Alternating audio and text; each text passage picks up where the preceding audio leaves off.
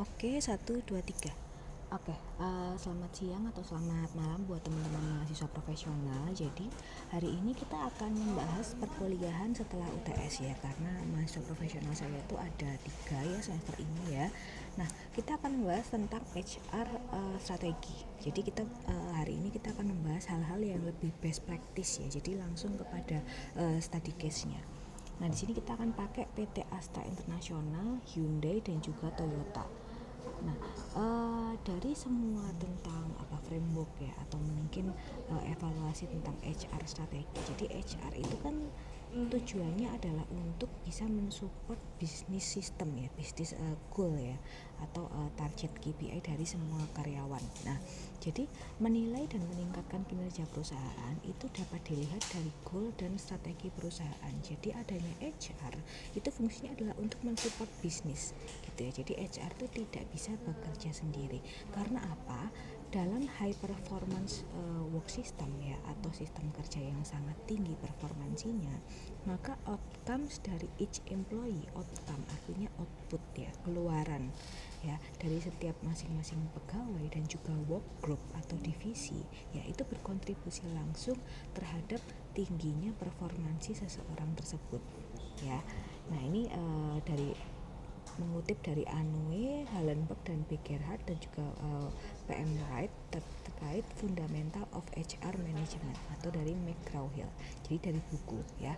Nah, karena kita kan di dunia akademis ya, tentunya kita harus berpatokan terhadap teori dari buku itu sendiri ya. Tapi tentu saja yang namanya teori itu pasti akan digunakan fundamental teori ya. Fundamental teori itu pasti akan digunakan dalam dunia kerja, karena hal-hal yang menjadi landasan teori itu pasti muncul dari pengalaman kerja seseorang ya. Artinya kan nggak mungkin parasitasi atau pada orang-orang yang memberikan fundamental ilmu ini tidak belajar secara tidak belajar secara aplikasi gitu ya tentang dunia HR yang sebenarnya.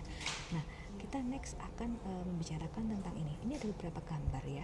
Gambar dari high element atau elemen-elemen yang ada pada work system, dan juga gambar dari outcomes dari work system itu sendiri. Dan dua-duanya ini adalah bagaimana cara kita itu membangun sebuah goal ya, bagaimana cara HR lah ya, bagaimana cara kita tuh membangun sebuah goal dan dibantu oleh tim HR ya dalam sebuah sistem kerja ya. Jadi kalau teman-teman lihat di bagian sini itu ada organization goals ya, kemudian ada performance ya. Jadi goals atau tujuan organisasi itu kan pasti keuntungan ya, pasti profit ya. Yang mana outcomes itu adalah performance. Jadi performance itu harus tinggi ya, supaya bisa sesuai dengan tujuan dari perusahaan. Karena kalau perusahaan itu tidak berprofit ya, maka dia nggak akan bisa dong bayar gaji pegawainya gitu ya.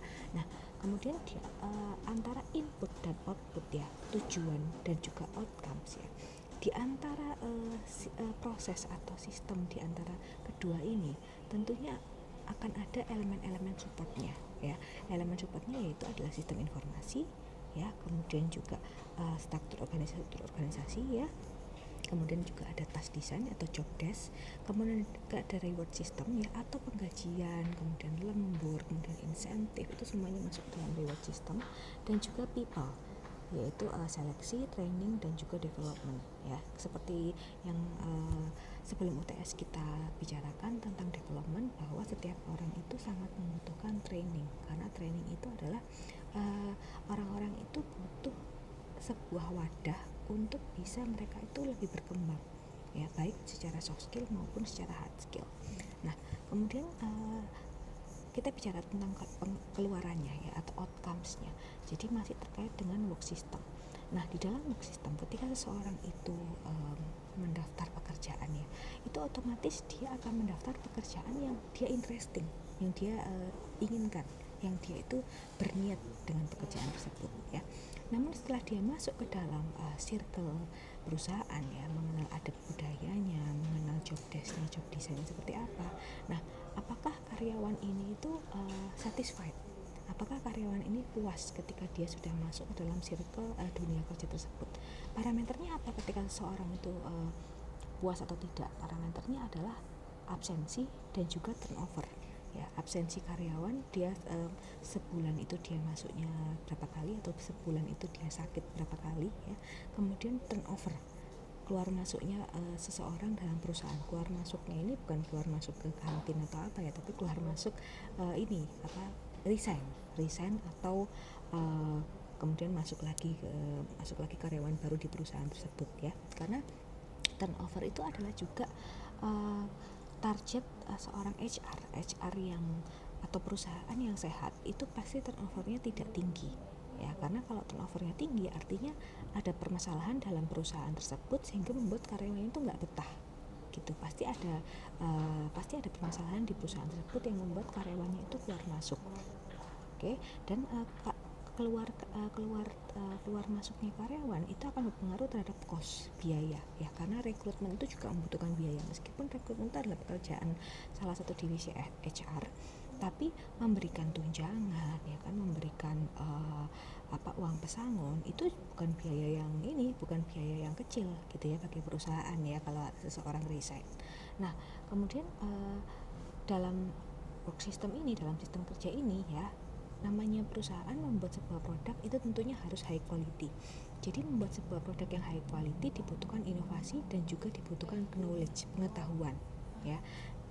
Hal ini barang dan jasa yang diproduksi dengan high quality tujuannya adalah apa? Untuk memuaskan customer. Jika customer puas, maka sales itu akan semakin tinggi, penjualan akan semakin tinggi, kemudian karyawan juga semakin tinggi produktivitasnya, yang akhirnya goalnya adalah higher profit ya, atau tingginya keuntungan gitu. Jadi antar dua gambar ini itu saling berhubungan karena keduanya itu sama-sama work system ya.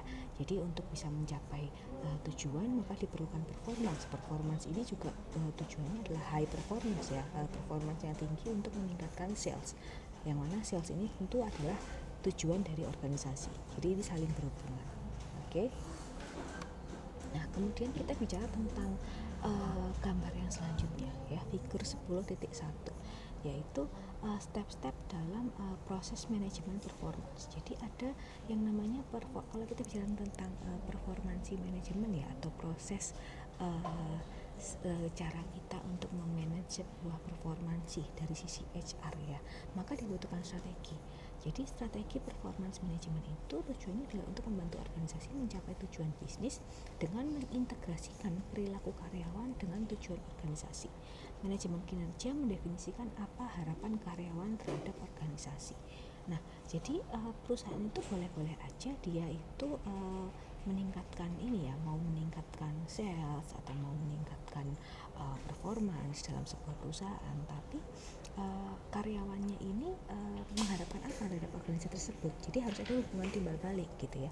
Perusahaan memberikan mereka kewajiban, tapi karyawan itu harus mendapatkan hak yang sesuai ya kan. Kalau misalkan dia kerjanya lembur, artinya ada hak lembur, ada uang insentif lembur.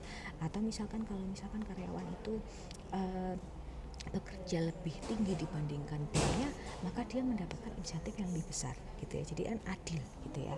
Nah, hal ini juga berlaku terhadap step-step dari performance management.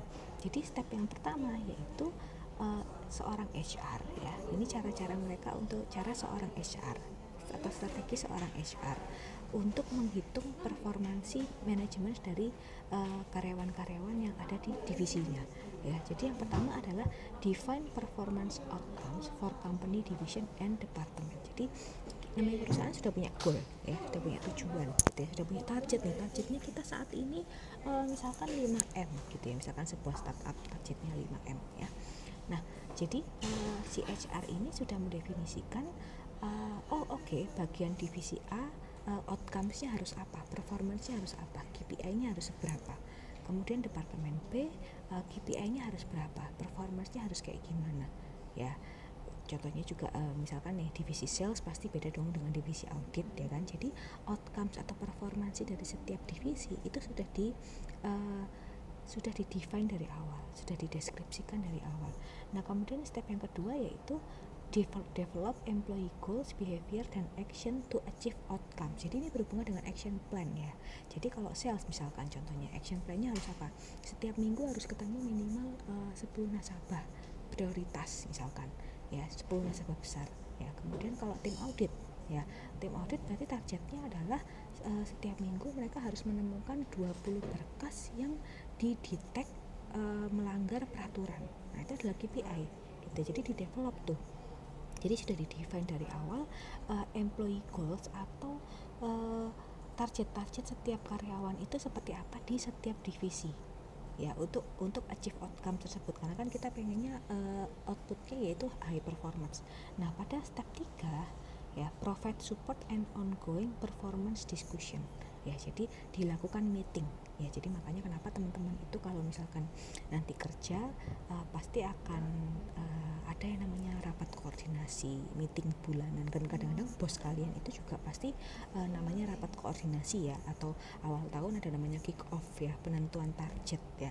Nah kemudian 3 bulan sekali ada namanya rapat koordinasi raker. Jadi kita tuh sudah ngapain aja selama 3 bulan ini gitu ya, kemudian 3 bulan ke depan kita mau ngapain. Nah jadi ada diskusi gitu ya. Begitu pula juga dengan beberapa perusahaan itu ada juga yang melakukan briefing pagi ya, untuk mengetahui hari ini kita itu ngapain dan kemarin kita tuh sudah ngapain, supaya kita bisa memperbaiki yang kita lakukan hari ini. Nah kemudian yang step keempat yaitu evaluate performance. Jadi dievaluasi nih dari meeting-meeting yang ada, entah meeting 3 bulanan, entah meeting setiap hari, itu dievaluasi step-stepnya, apakah apa yang harus kita lakukan. Jadi ada 2 nih, kalau udah step 4 nih mulai bercabang nih, ada step 6 dan step 5. Step 5 yaitu identify improvement need. Jadi kira-kira kita butuh improvement apa nih dalam perusahaan tersebut ya. Setelah kita itu mengetahui bahwa kita tuh cuma sampai ke target segini, dari target X kita tuh cuma sampai 20%-nya ya, itu kita identify nih kira-kira improvement apa yang bisa kita lakukan. Nah kemudian yang di step 6 provide consequence for performance result. Jadi namanya kita tidak achieve ya, atau 30% achieve gitu ya, artinya kan kurang ya. Nah konsekuensinya itu apa? Konsekuensi apa yang harus kita hadapi ke depannya, entah mungkin dalam rapat selanjutnya atau apa gitu ya. Itu yang harus dibicarakan ketika kita melakukan meeting. Nah ini semua adalah step dari performance management process. Jadi untuk bisa menentukan apakah karyawan tersebut high performance atau tidak, itu pasti melewati flow ini. Pasti ada evaluasi, ada define job desk, define goal, kemudian sampai ke identify improvement apa yang dibutuhkan. Nah teman-teman yang ada di profesional ya, selanjutnya kita akan membicarakan tentang ini nih. Teman-teman juga bisa baca ya, komparasi antara HR strategi di masing-masing perusahaan. Jadi kembali lagi, setiap perusahaan ya, industri itu kan beda ya. Ada industri F&B, ada industri retail ya, kemudian juga ada industri jasa ya. Itu pasti goalnya itu pasti beda-beda, atau target goalnya itu pasti beda-beda. Nah bahkan pun ya dengan sesama industri, contohnya ini industrinya sama-sama otomotif nih, Astra, Toyota, Hyundai, itu industrinya sama-sama otomotif ya, tapi goal mereka itu berbeda, tujuan mereka itu berbeda. Kenapa kok tujuannya berbeda? Karena market share mereka itu juga berbeda gitu. Jadi market share itu juga menentukan cara pandang perusahaan dalam menentukan strategi perusahaan, strategi goal mereka di setiap tahun. Dan tentunya balik lagi, kalau kita bicara tentang strategi bisnis atau goal bisnis, tujuan bisnis, itu pasti relate dengan HR strategi. Jadi goal strategi atau bisnis strategi itu pasti relate dengan HR strategi. Contohnya aja nih ya, teman-teman nanti kan bisa baca sendiri di bagian ini ya. Nah contohnya ini bagian pengembangan karir ya. Untuk Astra, ternyata Astra itu dalam mengurus karyawannya, sistem pengembangan karir mereka berbeda loh dengan Toyota dan Hyundai. Astra ini memiliki program pembinaan karir untuk karyawan yang ingin memperluas pengetahuan dan pengalaman mereka di berbagai divisi perusahaan. Program ini meliputi rotasi kerja, peluang promosi, dan penilaian kinerja secara berkala. Nah coba kita lihat yang Toyota. Toyota ini memiliki program pengembangan karir yang berjenjang seperti Career Development, kemudian Rotational Development Program, OJT, kemudian Leadership Development Program. Jadi gini, bedanya Astra dengan si Toyota ya, kalau di Astra itu mereka menyediakan program rotasi kerja, peluang promosi, penilaian kinerja itu langsung dari atasannya sendiri. Nah, atasannya itu akan memberikan mereka itu kayak menawarkan, kamu mau nggak rotasi di sini, kamu mau nggak ada peluang promosi di sini, gitu ya bedanya ya. Kemudian kalau si Toyota, dia itu membuka jalur khusus. Jadi kalau misalkan karyawan itu dari finance, dia mau pindah ke audit, itu ada programnya sendiri. Jadi harus ikut program ini, ya. Career Development Planning, Rotational Development Planning, atau on the job training, ya. Jadi coba-coba dulu. OJT itu artinya kan dia coba-coba dulu, ya, gitu. Jadi sudah ada platform resminya kalau di Toyota, gitu. Jadi tidak tergantung oleh atasan yang menawari atau bagaimana, tapi sudah ada programnya. Nah, beda lagi sama di Hyundai nih, buat teman-teman lihat. Kalau Hyundai itu menyediakan program pengembangan karir yang mencakup mentoring, coaching, dan pemantauan kinerja karyawan, di mana program ini membantu karyawan dalam merencanakan karir mereka di Hyundai dan memberikan dukungan untuk mencapai tujuan karir mereka. Jadi kalau di Hyundai itu lebih seperti konseling, ya. Jadi teman-teman nanti bisa baca dulu satu persatu untuk perbedaan dari research strategi antara Astra, Toyota, Hyundai dari berbagai aspek. Nah, filosofinya juga beda nih antara Astra, Toyota, dan Hyundai. Kalau Astra ada 3E, enrichment, education, dan empowerment. Nah, kalau Toyota terkenal dengan Kaizen-nya, benar nggak? Nah, kemudian kalau Hyundai itu ada 3 pilar, ya, 3 filosofi, yaitu diversity, innovation leading, dan market principle. Nah, ini juga nih kalau kita bicara tentang layout human resource, ya, layout human resource itu berhubungan dengan strategi perusahaan. Nah, contohnya aja di Hyundai dan Astra itu beda dengan Toyota. Bedanya apa? Coba teman-teman lihat. Nah, kalau di Astra dan Hyundai itu HR-nya itu di kantor pusat, ya. Ini kan ada divisi nih, ini divisi, ya, HR-nya di kantor pusat. Tapi kalau Toyota enggak, HR-nya itu ada di masing-masing bidang, ada di masing-masing divisi. Ya, ini juga terkait dengan banyak atau tidaknya struktur organisasi yang ada. Jadi semakin tinggi struktur organisasinya, maka pasti akan dibutuhkan HR di masing-masing divisi. Nah, ini kalau teman-teman tadi kan kita sudah menjelaskan tentang ini, ya, tentang research strategi, ya. Nah, lebih dalam lagi penjabarannya teman-teman bisa baca yang ada di sini. Karena di sini juga ada employee engagement program seperti apa, kemudian Astra Human Capital itu seperti apa, di sini dideskripsikan. Nah, kemudian yang ini juga teman-teman profesional bisa membaca sendiri, ya, karena ini kita bicara tentang ini flowchart dari HR strategi di PT Toyota, karena Toyota itu kan terkenal dengan Kaizen-nya, ya. Nah, Kaizen itu seperti apa sih? Nah, itu mereka deskripsikan di sini. Ini juga. Nah, ini adalah terkait organisasi, strategi organisasi dari Jepang, Korea, dan Indonesia. Teman-teman juga bisa baca sendiri di sini, karena ada meskipun mereka sama-sama ini, ya, Jepang, ya, tapi mereka itu memiliki sistem organisasi yang berbeda dalam strateginya dan juga strukturnya. Nah, kemudian ini adalah tugas video berkelompok yang nanti akan saya info di grup. Oke?